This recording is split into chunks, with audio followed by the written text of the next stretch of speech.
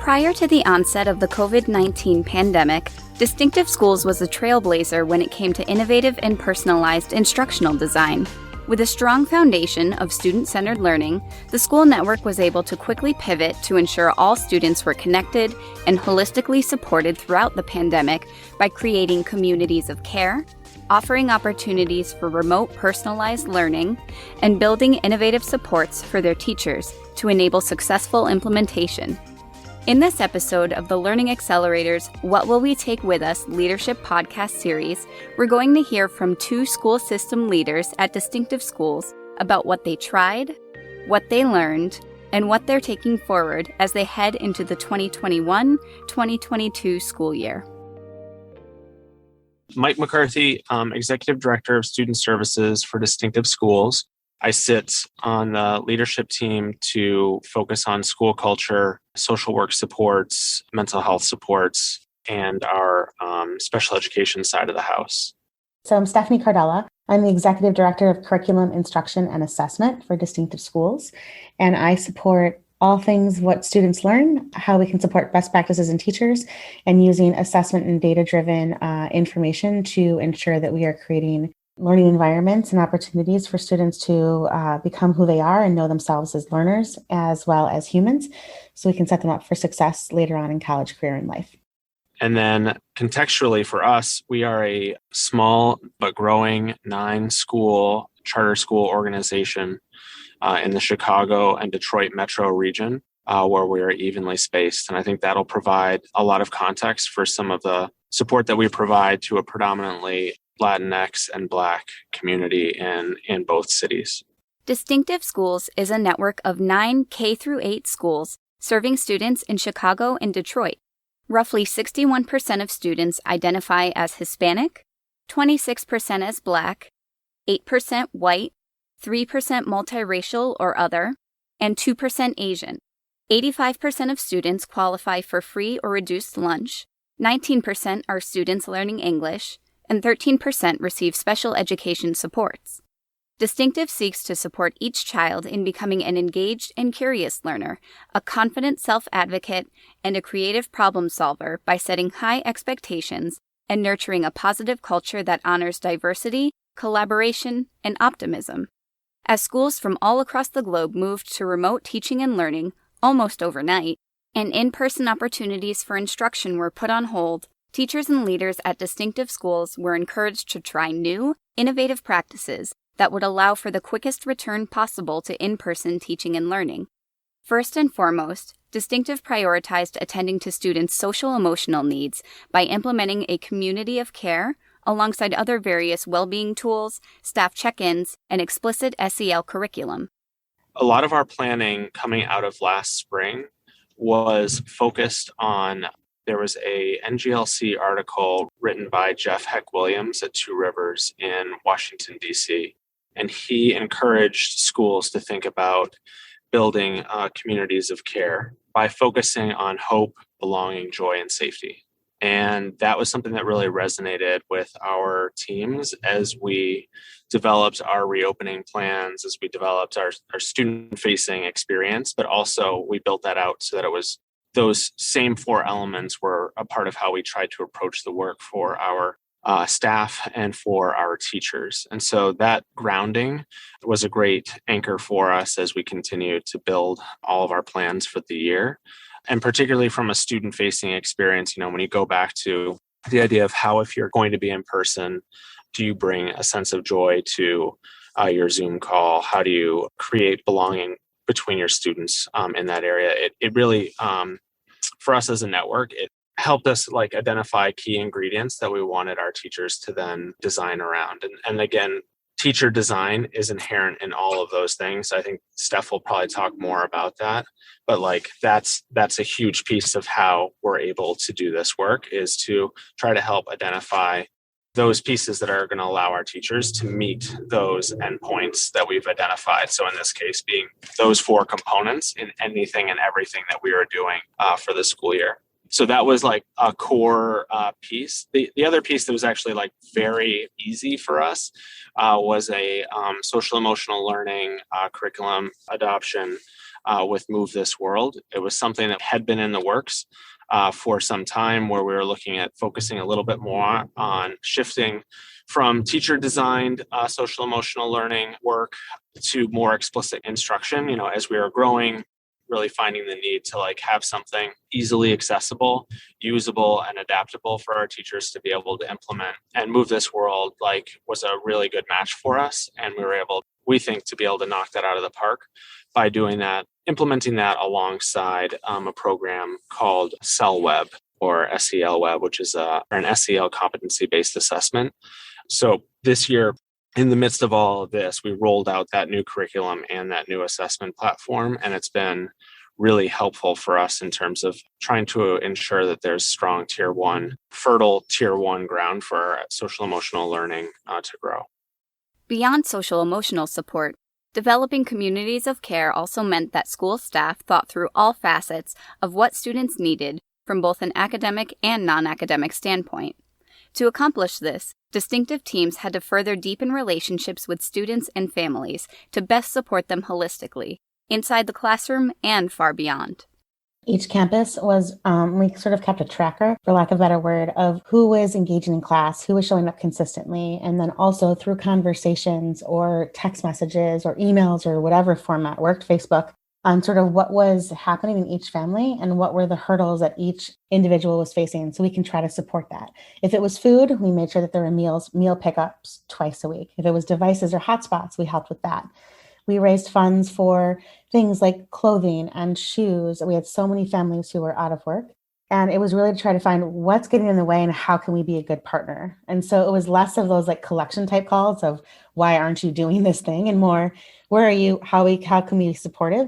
And how can we make sure that your child is meeting their goals? So I think that was another piece too. And that's a mindset. And it was really making sure that we are partnering with families as true partners and respecting that each person, although we're all going through the same pandemic, is going through a very different experience. And it is through those conversations and deepening those relationships with trust that we can find the best ways to move forward with a student or a teacher or a family.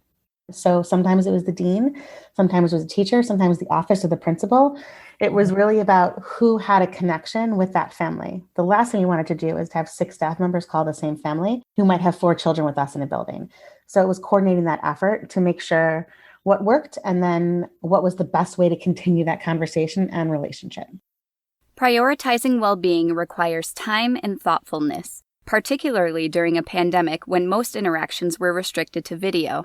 To make well-being a priority, Distinctive Schools teams shifted their schedules to both offer more time to teachers for planning and reflection and to give students more flexibility and balance throughout their day. So the school day, we started regular 7:50 to 3:30 in the fall, and that was a really long time to be on Zoom during the day. Our kids were tired. It wasn't feeling effective at that point. So we reduced the school day to a 6-hour day. And so students were released at 2:00, and then there was asynchronous work that they could do at home. And much of it was writing, some digital programs, some like read a book or whatever it might be. And it was really to provide that balance. It also provided our teachers with additional plan time, because this provided an opportunity to rethink every single decision they had made in their school day. And so that was a culture win for both students and teachers in that way. As many districts found, shifting to providing holistic support took a lot of work.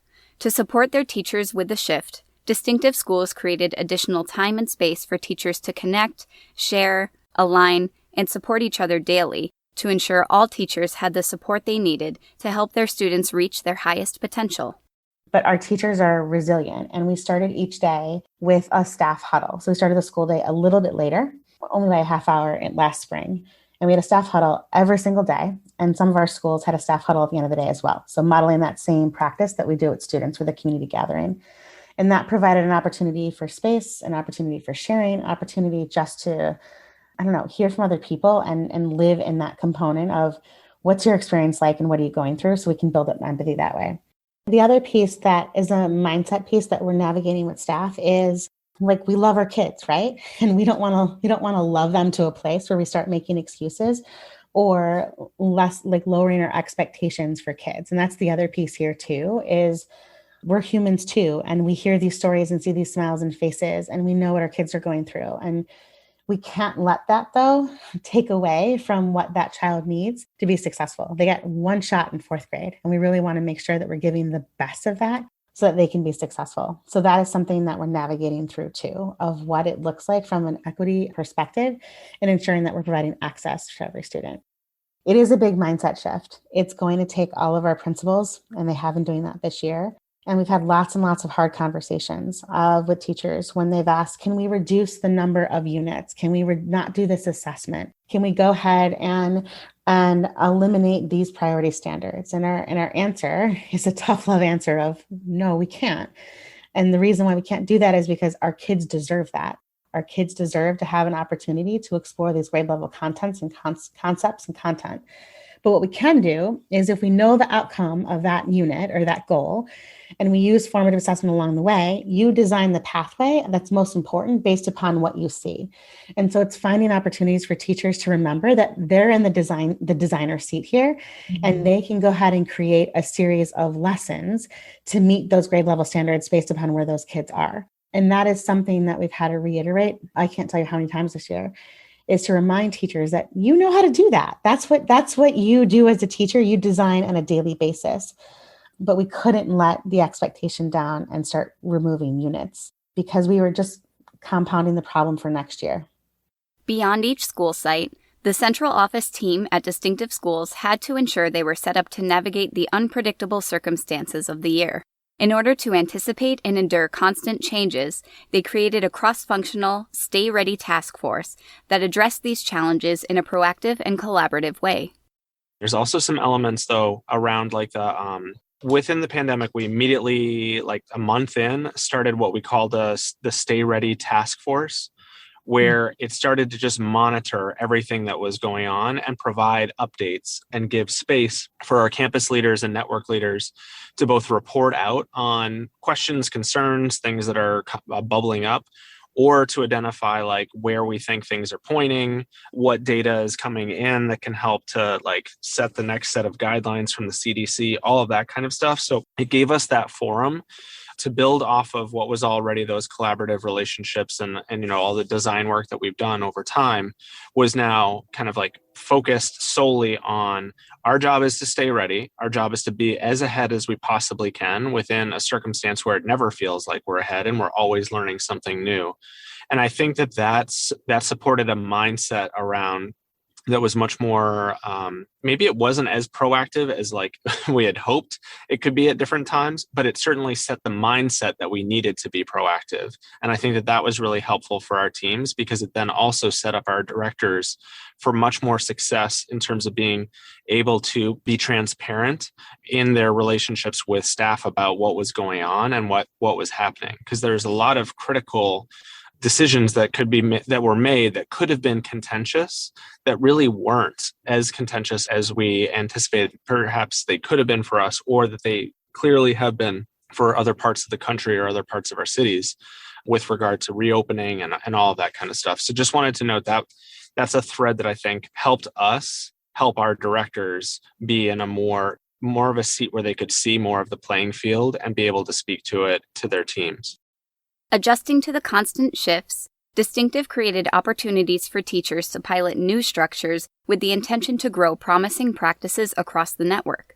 By empowering educators to innovate, iterate, and share, they were able to capture new strategies and also scale them across the system in authentic and collaborative ways.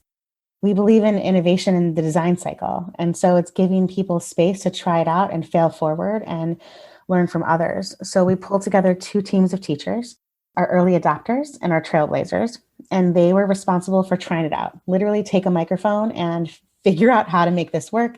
What devices do you use? We had Apple TVs in play. We had 2 devices. We had like the lavalier mics on some. We had big projectors in other classrooms. Like, you named it, we tried it. And it was all based upon them raising their hand and saying, I want to try this first and help you work out the kinks. We had the students who engaged in remote learning at school. So what we did was we used that as a pilot. And so we incentivized teachers and said, we are looking for people to help poke holes in this and fill them in that way. And so families who were already engaged in school and community care sort of got to be part of this pilot. We were able to try it out. And then what we did was we put together a professional development series. It was 5 opportunities in Chicago and 3 opportunities in Detroit. And we engaged those teacher leaders and trailblazers to share videos from their classrooms, do a testimonial, have a Q&A. And we went through a series of checklists for teachers of what to think about as they are preparing to transition into rethinking parts of their day of how do I create an equitable experience for students at home and at school. And so that was, again, teacher to teacher conversation and guidance in that way that I think attributes to one of our successes for sure in the transition of concurrent learning. While innovative teaching and learning practices ensured that there was a lot of learning that did happen throughout the year, there were also several challenges. To ensure all students were getting what they needed when they needed it, Distinctive leveraged data and personalized learning opportunities, including creative scheduling, to accelerate learning and support students with the critical content they may have missed. So part of our approach has been how do we utilize our day how do we utilize every minute of the day effectively? We implemented in the fall of 2021 an intervention block called What I Need, or Read Solves. And essentially it was an opportunity for kids to, again, work on those competency-based pathways using their learner profile to determine what is it that each student needs to have. So that's been helpful as an extra time and place to support the students. But we are concerned about students who have had inconsistent schooling. We've had gaps in that way. So we are maintaining who we are and having a strengths-based mindset. So we're referring to next year as learning acceleration versus learning recovery in that way. So it's how do we maintain those state level, grade level standards and find ways to scaffold and support and provide those mini lessons along the way to close those gaps. So that's our plan for right now. And that is not going without support. Our teachers are struggling in that because we do have students at such a wide variety of levels right now, as well as social emotional needs and concerns too. So there's two things that we're trying to work towards in balance. We want to make sure that we're supporting the whole child, but also making sure that we're maintaining progress and growth in their academic areas, because that's ultimately our promise to families as well. So we are looking at how we're approaching that for next year, what professional development is needed, what assessments do we have to leverage, and it's coming down to two things that we're noticing is we're going to have to put major effort into instructional planning for teachers and proactive planning. So anticipating mistakes and errors that we're going to see and really thinking about what small groups you might need to pull that afternoon or that day or that next day based upon your misconceptions that you've anticipated. We're really needing to double down on data-informed decision-making and analysis. So often our teams get to a certain point in that data piece. We'll look at the data and determine, oh, Beth was here today, right? And she was in this group last week or whatever it might be. But really it's like, what am I doing differently for her tomorrow? And how do I know it's successful? So our professional development plans right now are really focused on those data-informed decision-making, using formative assessment effectively, as well as instructional planning is what our current thought is right now. Now that the last school year has come to an end, Distinctive is setting 3 strategic priorities, informed by input from both students and families, around specific ways to support students holistically, accelerate learning, and continue to cultivate a strong culture in the years ahead. So we've set out 3 priorities for next year. 1 is mental health and wellness. 2 is learning acceleration, and 3, diversity, equity, and inclusion. So those are our 3 priorities and making sure that we're taking in consideration with every decision that we make and helping us support those goals. That's the first piece. I think conditions and what we need is our mitigation efforts are going really well right now, and we're putting those in place. And so it's making sure that safety is still our number 1 priority through all the decisions that we make. So our operations team has really come through and making sure that if academics has an idea, operations has found a way to make it happen. And so we've really worked to design that what it could be. So how do we make sure that flexible seating still happens in a pandemic classroom? What does that look like, sound like, feel like? What does small group work look like, sound like, feel like? So it really is making sure that we're working hand in hand with operations and academics. I think the one piece that continues to be important for us is culture. Culture is important to Distinctive. It always has been a strong adult culture as well as student culture. So we'll continue to do that. One thing that we started in the fall of last year was an additional student survey called Youth Truth. And it really provided our 5th through 8th grade students a real opportunity to share sort of what their school experience was like for them. And getting that straight from the child voice through empathy interviews or through surveys or one-on-one conversations or mentoring has really provided us to be able to do our job well. We know what the user needs and we've designed school for that. And I think the same thing goes with parents. So making sure there's an opportunity for voice in there is a condition that I feel that has helped us with this work, and making sure what are the barriers that our students and our families are facing and how can we best meet that to solve that. That's supported by over communication and really making sure that staff knows what our plan is, what we're thinking, why this came to be, and that we have enough time to process. As they head into the next year, the Distinctive team is looking forward to returning to in-person learning, building on the many new insights from the past year, and returning to some of the key pieces that they missed. I'm excited to get all of our kiddos back in the building for like high fives and hugs and all the things that we know best. Like bring back the beanbag chairs, into life a little bit as we know it from before. That's the one thing. What do you think, Mike? Anything to add? So the excitement around capturing the relationships that have improved over time, and also the opportunity to revisit the students who maybe have been less accessible over the course of time in the next year is a really exciting piece, because I think our teachers have really experienced the value of like being one-on-one with a student in a Zoom and being face-to-face and eye-to-eye in a way that maybe not everyone had before. And I think that there's a lot of power there that we're going to want to capitalize on for the student-teacher relationship. So I'm excited to see like how that manifests itself in an in-person setting. We've heard so many stories of kids who developed new passions and interests and skills throughout all this. And so we're gonna receive a very different kiddo come August with talents that they had no idea that they could navigate before. And so that'll be really interesting too, in making sure that we can design for that and maintain a strengths-based mindset. Due to the COVID-19 pandemic, nearly every school across the country had to quickly pivot to new models for teaching and learning in order to reach students in remote settings. Dealing with circumstances never before experienced, Distinctive Schools developed a community of care, nimble practices, and targeted instructional strategies to support students through a year of uncertainty. We're looking forward to seeing how Distinctive continues to learn and grow in the coming years. Thank you for listening to this episode of the Learning Accelerator's What Will We Take With Us Leadership Podcast Series. For more resources and leadership stories, visit hopskipleapfrog.org.